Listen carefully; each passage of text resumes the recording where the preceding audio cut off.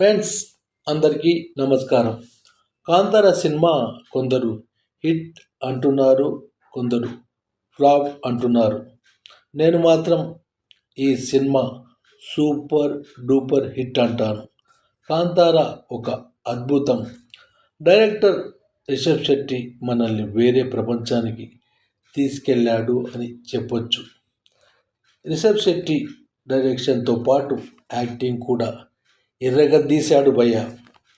హీరోయిన్గా రుక్మిణి వసంత బాగుంది, యాక్టింగ్ కూడా బాగానే చేసింది.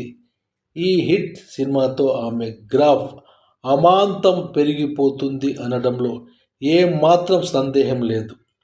రిషబ్ శెట్టి 24 గ్రాఫ్స్ మీద పట్టు ఉన్న ఓ టాలెంటెడ్ టెక్నీషియన్ అని చెప్పాలి.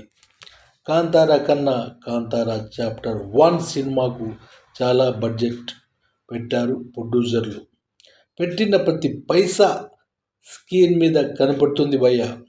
కాంతారా సినిమాకు రిషబ్ శెట్టి ఎవరికీ తెలియదు, కానీ కాంతారా చాప్టర్ 1 ద్వారా ప్రపంచం మొత్తానికి పరిచయం అయిపోయాడు రిషబ్ శెట్టి.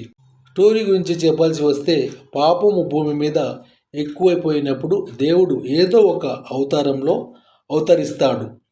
ఒక వాయిస్ ఓవర్ వినిపించి ఒక అగ్నిగుళిక అడవిలో పడడం చూపిస్తారు. ఇక అక్కడి నుంచి స్టోరీ స్టార్ట్ అవుతుంది భయ్య. కెమెరా వర్క్ కూడా చాలా బాగుంది, మ్యూజిక్ కూడా బ్రహ్మాండంగా ఉందని చెప్పొచ్చు.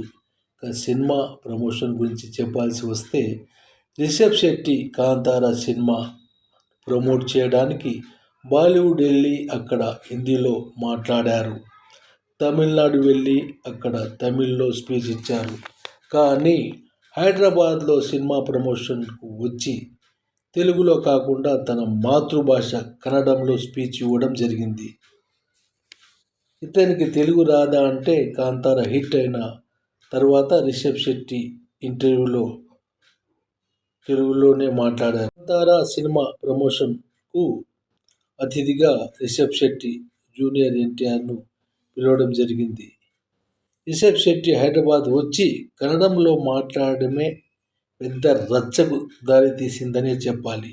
ఈ కాంతారాను మన తెలుగు సినిమా ఇండస్ట్రీ నుండి బాయ్కాట్ చేయాలంటూ నినాదాలు మొదలయ్యాయి.